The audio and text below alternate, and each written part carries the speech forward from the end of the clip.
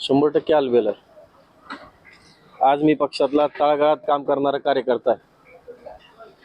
अहोरात्र पक्षासाठी पळणारा मी कार्यकर्ता.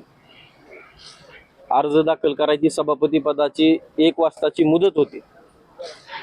माननीय आमच्या पक्षाचे मुख्य नेते एकनाथजी शिंदे साहेब, प्रताप सरनाईक साहेब आणि आमचे संपर्क प्रमुख राजन साळवी साहेब यांच्याकडे लेखी आदेश, पक्ष आदेश आला होता की सभापती पदासाठी जी 1 जागा शिवसेनेने मिळाली आहे त्या ठिकाणी माझी आई स्वर्णा सतीश पाटील यांना सभापतीपद देण्यात आलेलं आहे.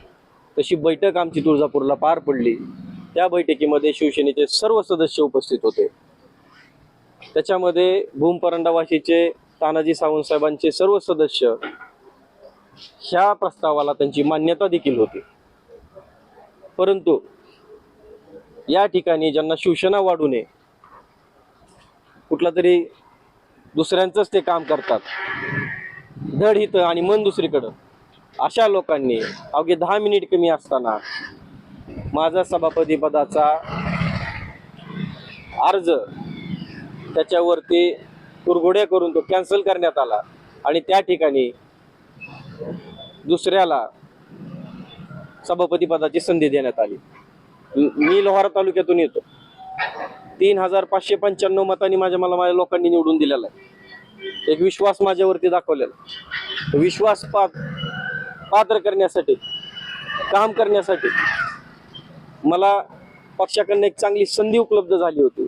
परंतु शिंदे साहेब असतील, प्रताप सरनाईक साहेब असतील, तानाजी सावंत साहेब असतील आणि राजन साळवी साहेब असतील, यांच्या आदेशाला कुठेतरी इथल्या स्थानिकच्या पदाधिकाऱ्यांनी डावलून जिल्हा परिषदचं शिवसेनेला मिळालेलं 1 सभापती पद हे कुरघोड्या करून कुठेतरी एक कार्यकर्ता शेवट तळागाळापर्यंत बी पोहोचलाय आणि शिंदे साहेबांपर्यंत बी पोहोचलाय. हे केवळ त्यांचं दुःख होतं. ह्याच्यामुळे हे सभापती पद त्यांनी या ठिकाणून डावललेलं. अंतर्गत गटबाजीमुळे झालंय असं वाटतंय का तुम्हाला? जे वरून सांगितलं होतं त्याच्यात फेरबदल केलाय असं पण तुम्ही म्हणताय? माझ्याकडं, आमच्या संपर्क प्रमुखाकडं लेखी आदेश आमच्या नावाचा होता. 10 मिनिटात फेरबदल कस काय झाला? गैरसमज कोण करून देतंय?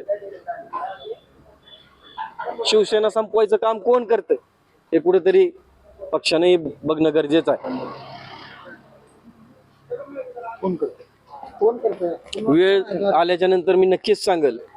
मी येत्या 2 दिवसामध्ये माझ्या सर्व राजकीय पदाचा, त्याचबरोबर जिल्हा परिषद सदस्याचा मी राजीनामा देत आहे. आता तुम्ही राजीनामा द्यायचं म्हणताय, आता नेमकं कुणाकडे राजीनामा? मी शिंदे साहेबांकडे राजीनामा माझाही देणार आहे आणि आई साहेबांचाही माझ्या देणार आहे, जिल्हा परिषद सदस्यांचा.